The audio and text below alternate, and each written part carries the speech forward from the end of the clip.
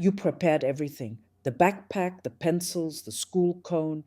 And yet, there is one moment that no one can truly prepare you for.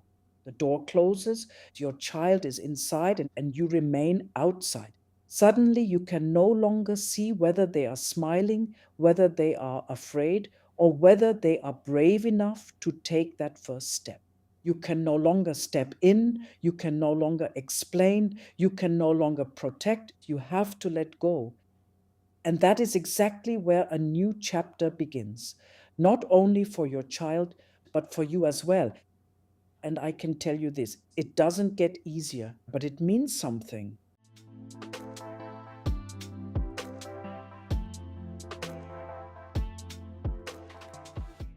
There is a photo from that day. I am standing alone, holding a school cone almost as tall as I am. There is no class photo, just me. I'm looking straight into the camera, curious, open, as if I were saying, I'm ready. I remember exactly what I was wearing: knee high socks, a strict little skirt, and brand new shoes. Then there was that feeling: excitement, pride, the sense that something new was about to begin. My siblings had already done it before me. I was excited, I was proud, I was alone. I still remember it clearly. I belonged. I was one of the children who got to go, no longer one of those who had to wait. But then the school doors closed. My mother remained outside and I was inside. In the classroom, I had to find a seat on my own. I was alone. And yet I held my head high. I was finally a big kid. My teacher said, "From now on, you can do it on your own." I have never forgotten that sentence.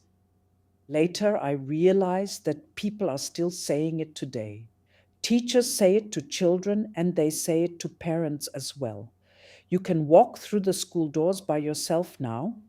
It sounds simple, but it is a huge step for the child and for the parents. The child walks inside.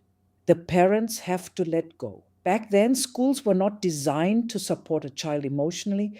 They had one primary purpose: parents worked. Society needed functioning adults. Schools were expected to shape children into people who were punctual, obedient, resilient, hardworking, and adaptable. Parents rarely questioned that purpose. They simply accepted it because they knew no other way. Decades later, I found myself standing once again in front of a school gate. I walked three of my own children to school for their very first day. Every single time it felt the same. Together we had prepared everything: the backpack, the labeled pencils, the lunchbox, the route to school. And still that moment came. At the school door, we are not only letting go of a child's hand, we are letting go of a part of our control. The child's name is called. They walk forward and enter a space that I can no longer control. One of my sons never looked back. He didn't wave, he simply walked inside. And I stood there wondering, should I feel proud or should I feel sad? I was uncertain too, full of expectations, pride, love, fear, letting go. That is parenthood. Many parents try to calm their own fears through control. They ask too many questions, they compare too much. But children rarely say, "I'm afraid." Instead, they say, "My stomach hurts. I don't want to go." That is not weakness, that is honesty. So, what does a child truly need in that moment? Not our perfection, not the phrase, "there's nothing to be afraid of." A child needs something else: a single look, a look filled with confidence, a look that says, "I see you, I believe in you.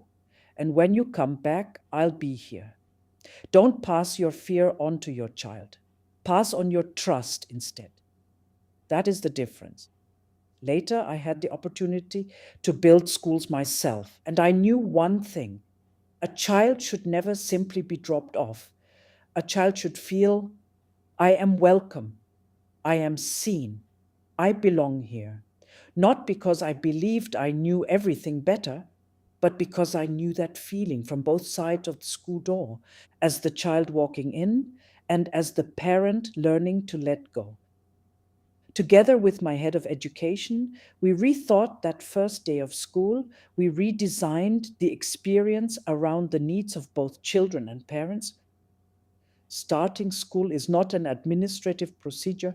It is not just another appointment to check off. It is a transition. And transitions leave lasting marks.